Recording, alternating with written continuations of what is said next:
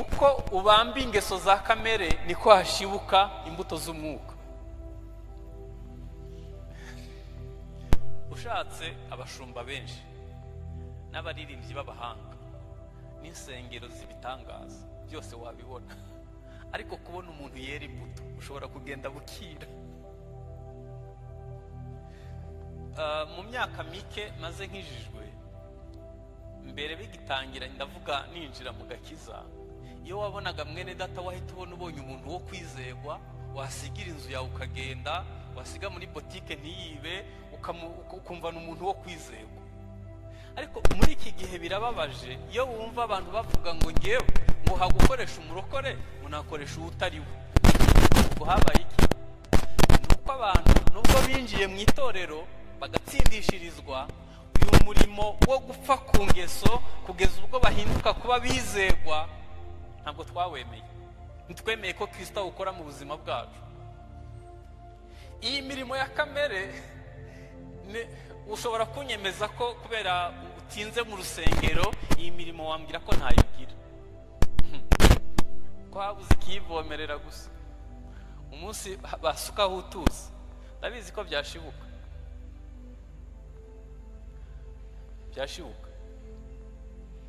Ubu ntabwo wavuga nabi, ariko umunsi habonetse impamvu yo kuvuga nabi tuzamenya niba wavuga nabi cyangwa utavuga nabi.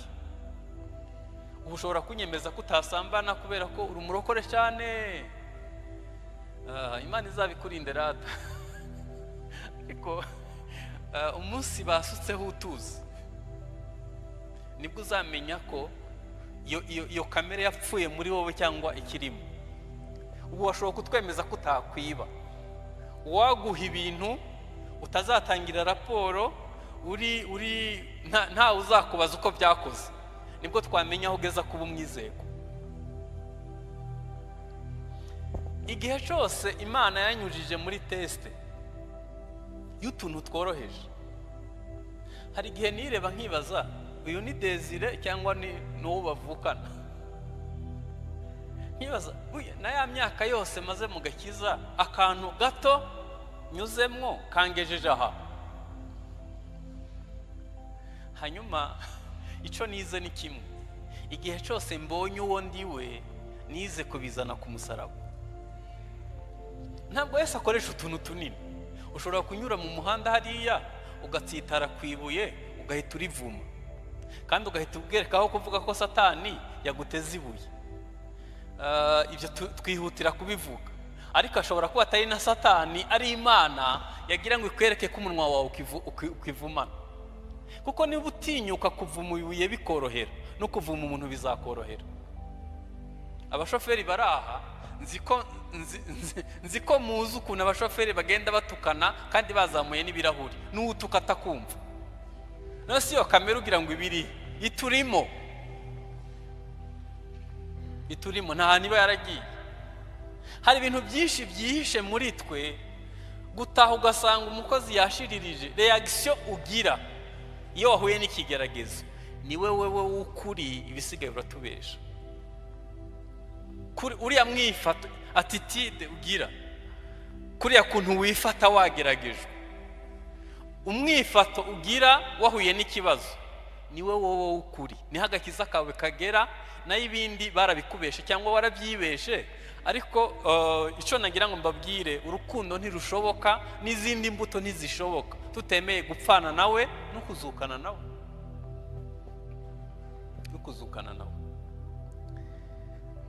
Dukwiye kwemera kamere yacu tukayibamba ku musaraba, kuko Bibiliya yatubwiye ngo akabuto kataguye mu butaka ngo gapfe gakomeza kuba kari uko kari konyene, ariko iyo kemeye kupfa kakabora kera izindi mbuto nyinshi.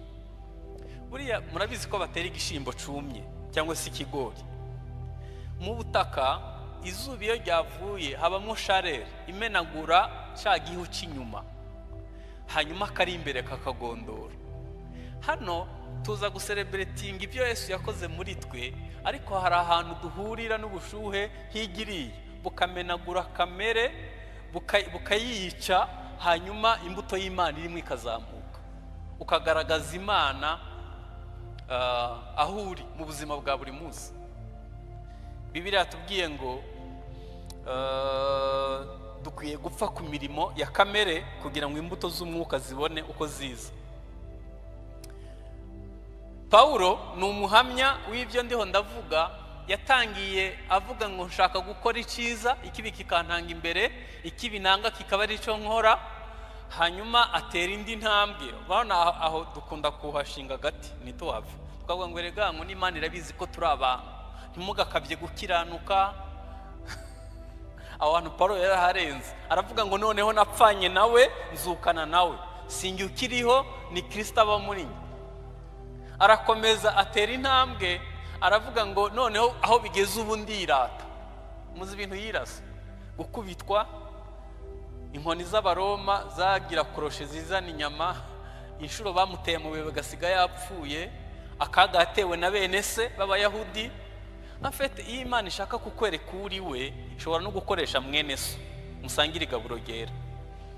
Iyo Imana ishaka gutestinga aho ugejeje gukizwa, ishobora no gukoresha uwo wizeye, umugabo wawe, umugore wawe, n'umwana wabyaye. Hanyuma kuriya kuntu wifata nibyo bigaragaza ubukristo bwawe nyine aho bugeze. Paulo arakomeza, yaje gusoza urugendo avuga ngo noneho meze nk'ibisukwa ku gicaniro. Ubundi uko dutinda mu gakiza niko twakagombye kuba turushaho kuba abantu beza, abantu bakundana, abantu batuje, abantu babagwa neza, abantu b'abanyamahoro. Ariko niba twarakwevye ya nzira yo kwezwa no gusa na Kristo, tuzasaza twanduranya, tuvuga nabi, kubana n'abandi bitugora n'ibindi bisa bityo, kubera ko kamere ntabwo ikugwaho n'amaturo menshi watuye. Kamere ntitsindwa n'izina witwa mu rusengero, kamere ntikugwaho n'umugisha mwinshi umaze kugira, ikugwaho no kwemera gupfana na Yesu no kuzukana nawe. Niba dushaka urukundo, mureke mu byo dusengera mu minsi 40 tubwire umwami ngo mwami, iyi kamere yanjye wenda hari n'ibyo utiziho, uzamenya ari uko habaye impamvu ibyerekana. Umwuka wera akora ibishoboka kugira ngo atwereke abo turi bo, ariko kuko tutazi rimwe na rimwe iyi nzira yo kwezwa tuyikwepa, ari ubwo duhita tubyitirira abandi. Reka ntanga urugero, wenda ntanga urugero ku bubatsi ingo. Muzi ko mu rugo abandi bose ari babi, ari wowe mwiza wenyine?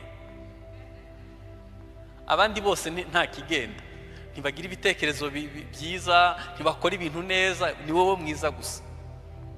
Kandi ukajya wumva uri mukuri, ntumenye ko ikigutera kumera gutyo ni ubwibone, ni urukundo ruke n'ibindi bimeze bityo.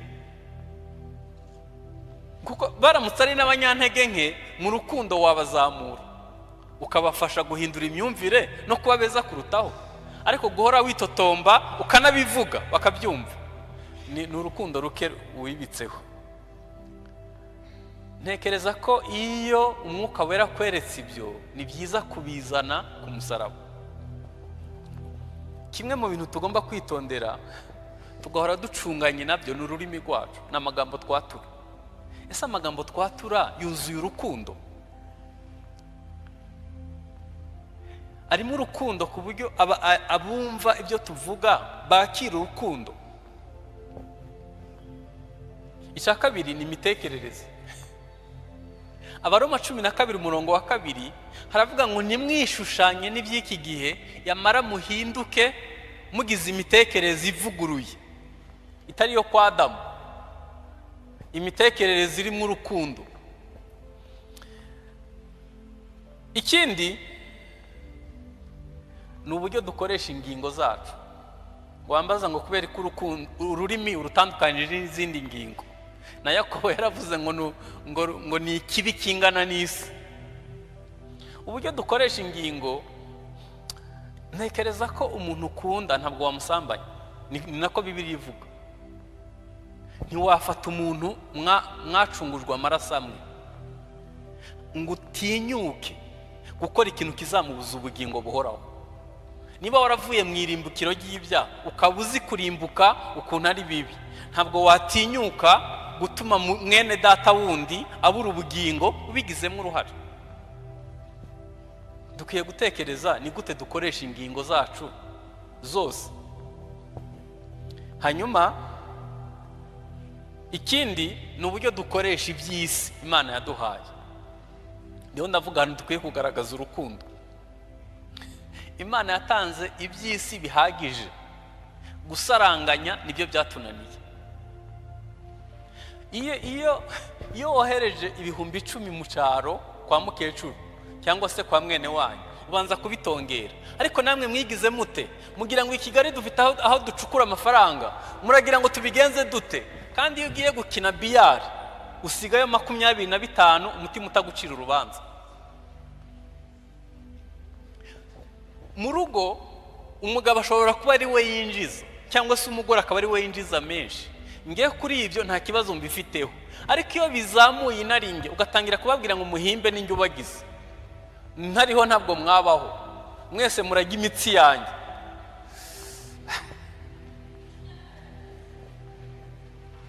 Umutungo w'urugo ukawukoresha mu kwikunda wowe.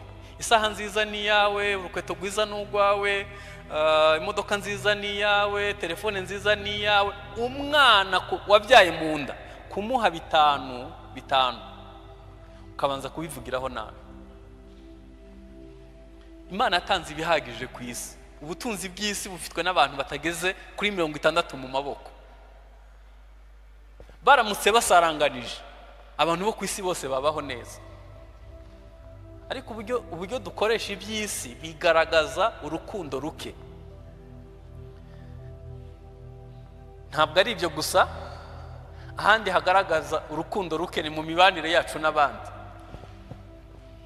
Iyo tuvuze imibanire yacu n'abandi, nigeze kubivugaho, iyo tubona abandi bantu ari babi, tukabona abandi bantu badakora ibintu neza, tukabona, reka ntanga urugero rumwe ku miterere y'abantu. Abakorerike n'abantu biyumva, bazi ko bazi ubwenge bwinshi kandi bakora ibintu neza pe, bafite leadership cyane muri bo. Ariko intege nke bagira, bazi ko abandi bantu bose ari ibicucu, nibo bazi ubwenge bonyine. Noneho bakora amasaha menshi bashaka gukosora iby'ibicucu byangije. Niyo miterere yabo. Aho niho bagira intege nke. Mu byo bagomba kuzana ku musaraba harimo ubwibone, harimo inaringe, harimo ako kantu nyene ko kwiyumva kuri hejuru y'abandi. Na disikuru zabo nyinshi ziba zirimo kwiyumva mu by'ukuri. Abandi bantu bose ntaco bavuze, ni wowe gusa. Niyo mpamvu yakubwiye ngo tugiriya ibizapfamo hano hagati ntubimubaze, we ahagushaka n'iriya. Ico bizagusaba ntukimubaze, ashaka ko muhurirayo. Ico nashaka kuvuga ni iki? Mu mibanire yacu n'abandi dukwiye no gufasha abanyantege nke mu miterere yabo. Niba tubakunda, niba tugira urukundo. Nge nabanye n'umudamu, ngenda umumelankolike, we n'umuflegmatique. Ni umuntu ukora ibintu neza ariko gahoro. Noneho mu myaka nk'ibiri ibanza byatunaniye kubana. Nashaka ngo yihute nk'uko mbishaka, kandi ubwo atwita inda y'amezi nk'umunani. Noneho nkajya kutiruka, hose kubera ko ukora ibintu buhoro. Noneho afite inda nk'amezi 8, nagiye Nairobi ngura omo nyinshi, mwumva ko twitegura kubyara. Kuva ku muhanda aho imodoka yansize kugera mu rugo byari nk'ikilometero kimwe. Nyimanukana mu kaboko, nyihageza numva akaboko kananiwe. Ijwi hitirira ambwira ngo ibyo biro wabigushira mu nda wabuciruka. Ndavuga nti hoya. Mbere yo kumusuhuza nabanje kumusaba imbabazi, kuko sinumvaga kuko njye nakuze mbyuka mu gitondo guhinga saa 11 saa moya nkajya mu ishure, saa 6 nkahita nahura ihene nkaziragira ndimo gutasha inkwi, hanyuma nkazamukana amazi n'inkwi n'umwana mu mugongo n'ihene, nkajya gushaka ibyo kurya saa 2 bakajya. ku myaka 4 najyaga gutasha inkwi mu gihuru nkagwana n'inzoka mfite imyaka 4. Ku myaka 5 nateka inkoni gasha nyine, kandi ubwo mvuye kuvoma ahantu munsi wacu iyi nkitembye ikagwaye bayigarura ari inyama. Aho rero nazamukana amazi inshuro ntabara. Noneho gushaka umugore rero muvugana saa moya akaza saa 4. Mana we, muzi ikintu nasabwa, byansaba ko manuka nawe akazamuka tukagira aho duhurira kandi mu rukundo. Ibyo mvuze bishobora kuba kuri perezida wa korale n'abayoboye, bishobora kuba hagati y'umugabo n'umugore, bishobora kuba hagati y'abakuru b'itorero, bishobora kuba hagati y'abakorana umurimo w'Imana n'abakorana muri business n'ahandi. Kuko mu mibanire yacu harimo gukiranira imanza, habuzemo urukundo. Nitugira urukundo tuzumva abandi, tubafashe mu ntege nke zabo, hanyuma bizatworohera kubana n'abandi. Ahandi hantu hagaragara urukundo ruke, kandi navuze ko hakagombye kuba hari stock y'urukundo, ni mu idini cyangwa mu itorero. Isi ntigira urukundo, byo biri nta kindi wabihinduraho. Isi ntigira urukundo. Mu isi haba inyungu, ntabwo haba urukundo. Ahantu abisi bakwiye guhungira baje gushakira urukundo ni mu itorero. Iyo mvuga itorero ntimwumvire ijyanyu cyangwa ijyacu, ni umubiri wa Kristo muri rusange. Biya bimbabaza iyo umushumba umwe ashobora gutegura igiterane abandi badashobora kukizamo. Hanyuma abatangiriye isave n'abatangiriye igahini n'abatangiriye igihundwe n'abatangiriye abo bantu bakaba badashobora gusuhuzanya. Umuntu akashobora kuva isave akajya gutaha ubukwe bwa mwene wabo bavukana mu nda igahini, bakazahita bagufunga, bakazahita bagushira inyuma y'itorero. Niba ahantu honyine abantu bari bakeneye kubona urukundo ari mu itorero, ariko bakaba badashobora kurubona, ubwo ahasigaye ni ku isi itagira urukundo.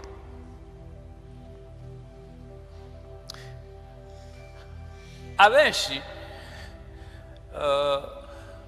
ndavuga mu matorero biratworohera kubaka ubwami bwacu kuruta ubwami bwa Kristo, kuko ubwami bwa Kristo bubamo urukundo bwuzuye. Kuko Imana yakunze abari mu isi cyane, byatumye itanga umwana wayo w'ikinege ngo umwizera atarimbuka, ahabwe ubugingo buhoraho. Hanyuma biduha mu itegeko, aravuga ngo nimukundana nibwo bazamenya ko muri abigishwa. Ahandi hantu dukwiye kugaragaza urukundo ni mu mugisha Imana yaduhaye. Hano muhumve neza, iyo utitwaye neza mu mugisha Imana yaguhaye, Imana birayibabaza. Kandi nanone ushobora kubona impamvu igucisha bugufi, kuko Imana igwanya bwibona. Reka ntange urugero. Paulo ari mu bantu twakwita ibihangange mu byo kwizera. Yigeze kuvuga ngo kugira ngo ntazirata ibiruta ibyo nemerewe, ngo nahawe igishakwe inkoni ya Satani yo kunkubita ibifuza, ngo hanyuma asenga 3 kose ngo Imana imukize, iramubwira ngo ubuntu bwanjye buraguhagije. Uyu mushumba wacu yigeze, sinibuka niba ari igitabo yabyanditsemo cyangwa ari inyigisho, ariko yavuze ikintu kidashobora kuzamva mu mutima. Yaravuze ngo yigeze gusenga ngo Imana imukoresha ibitangaza nk'ibyaba abantu vuga butumwa bari mpuzamahanga. Ngo Imana iramubwira ngo mushumba naba nkwishe, ngo nabwo wakongera kuryama, abantu bose batonda iwawe, ubwo umugore n'abana baba babihombeyemo, komeza ukuri biraguhagije. Wow, nemeranywa n'ivyo Imana yamubwiye. Hari ibintu Imana yaguha bikakwica noneho mu rukundo rw'Imana ikabikwima. Aho mvuze ni mu gukoresha impano.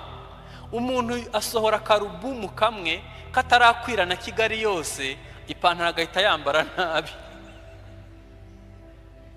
wamutumira agahita abanza kukubaza ngo urampa ngahe, kandi nabwo ubwo uraza ari uko yageze kuri konti cyangwa kuri mobile money.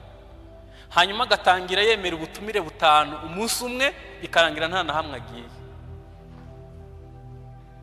Ibintu birimo urukundo ruke, kutamenya kwitwara mu mpano n'umuhamagaro n'imigisha Imana yaduhaye.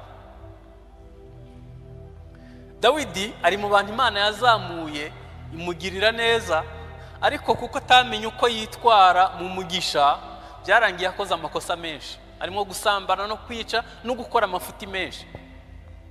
Ni bimwe mu byatumye Imana itamwemera kubaka urusengero, kubera ko yari yarakoze nyine amafuti menshi ayakoreye mu mugisha Imana yamuhaye. Rimwe yigeze kubara Abisirayeli, abwira umugaba w'ingabo ngo mubarire ingabo batabarana kugira ngo yirate amaboko. Umugaba w'ingabo aramubwira ati ariko mwami, abantu ko ari ab'Imana, Imana yagutabaye kera nta n'ingabo ugira, ubu utangiye kumva kuri. Aravuga ati itegeko si ugusaba, nkubwiye ngo ubare abantu. Arababara, ababaze. Imana yavuga ati Dawidi, nuko utangiye, ubu nuko utangiye. Byaje kuvamo urupfu rw'abagabo 70,000 bazize mu giga ivuye ku bwibone bw'umwami. Bijya bintera ubwoba iyo dutangiye kwirata iby'Imana yakoze, kandi tukabyirata twakuye mu Imana, tugaragaza ko ari amaboko yacu, ari imbaraga zacu. Ngira ubwoba bw'ibizakurikiraho. Nzi abantu benshi bahawe umugisha, Imana irabazamura badafite ubushobozi bwinshi, hanyuma barazamuka bafatwa n'uyu mwuka. Akenshi birangizwa no gucishwa bugufi. Kuri nge twahitamo guca bugufi mu rukundo hatarazi impamvu iducisha bugufi, kubera ko impamvu ziducisha bugufi ziba ziri ahantu hose. Hanyuma iyo tuvuga gutanga urukundo, nta muntu utanga icyo adafite mu bubiko bw'umutima we. Ntabwo wabona icyo utanga uramutse ubifite mu bubiko bw'umutima, wabona icyo gutanga. Tugarutse ku mibanire, nta muntu yananirwa kubana n'umuntu yihangana, n'umuntu uciye bugufi, n'umugwaneza, n'umuntu ubabarira. Nta wananirwa kubana nawe. Kimwe mu bizagaragaza ko ufite urukundo ruke, nubona abantu baguhunga, abantu batishimira kuza kuri wowe, batishimira kubana nawe, hari ikintu bahunga, kandi icyo kintu dushaka twacita urukundo ruke. Iyo urukundo ruhari mu mibanire yacu, twishimira ubudasa tukabwizihiza. Kuba tudasa mu mpano, tudasa mu miterere, tudasa mu mikorere, ntabwo ari ikibazo. Iyo hari urukundo, ibyo turabyishimira tukabyizihiza. Hanyuma dukwiye kubaho kutugengwa n'urukundo.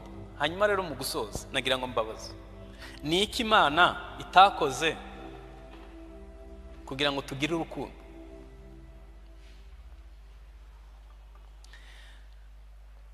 Nasomye umugani Imana yaciriye Abisirayeli, iravuga ngo umugabo yakoze projet yo guhinga, ngo ashaka ubutaka bwera cyane, ngo arangije ubwo butaka buhinga mu buryo bwiza, arimburamwe amabuye, asigaza ubutaka bwiza, ashiramwe n'ifumbire. Ngo aricara, ngo ashaka umuzabibu mwiza, karite ya mbere, aba ari yatera. Nyuma ngo atekereza ko hazaza ibyonyi, ashiraho clôture. Ngo atekereza ko n'izuba rizava, yubaka umutaka kugira ngo izuba ritica uruzabibu. Ngo atekereza ko uruzabibu ruzakenera n'amazi, ashukura urwina, ashiramwe amazi.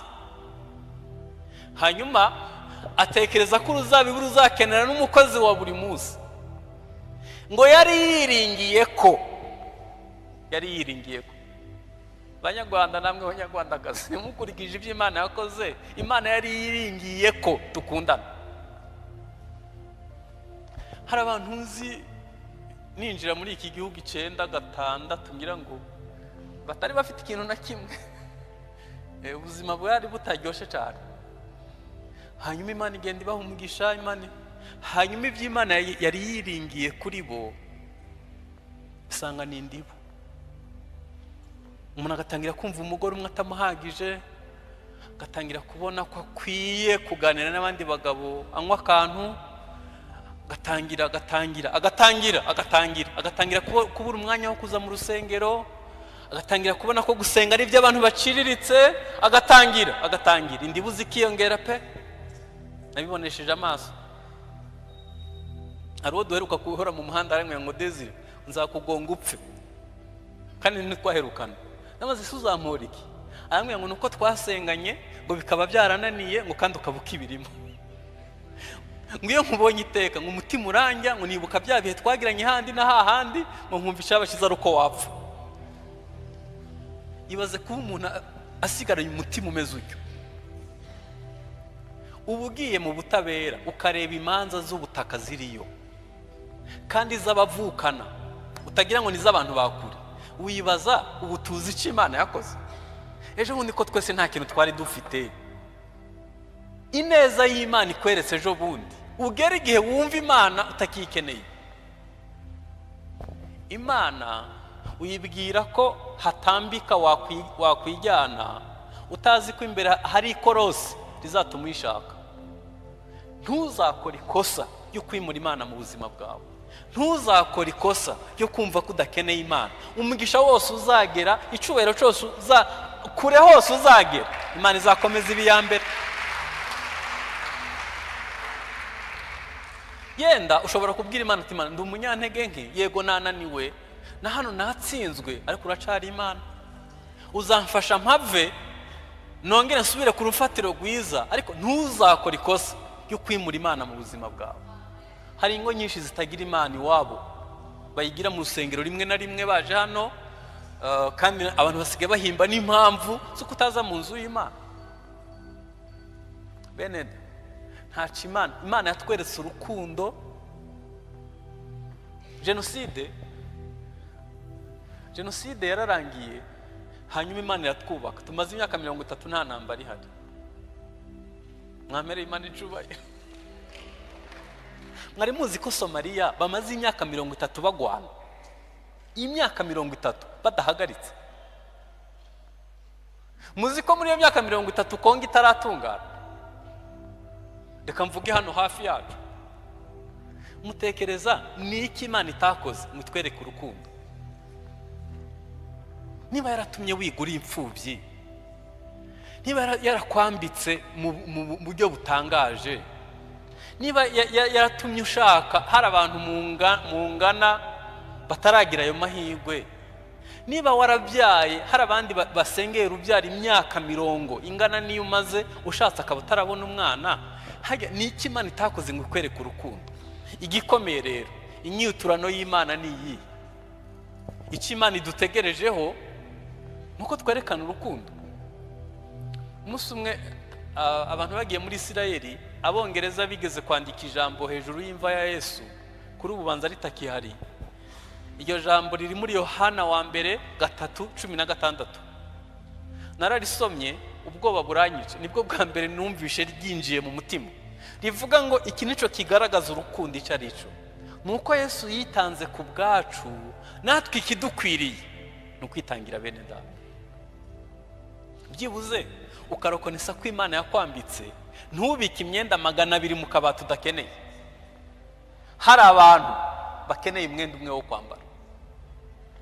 Byibuze ukibuka ko Imana yakugaburiye, ugashaka undi muntu wagaburira. Ibyo gusa byoroshe, ukabereka urukundo. Ukibuka ko Imana yaguhaye ihumure, ukibuka ko ari abandi bantu bakeneye ihumure, ubigizemo uruhare. Ibyo byonyine mu mibanire yacu dukwiye kugaragaza urukundo, kandi ku kigero nk'icyo wikundaho.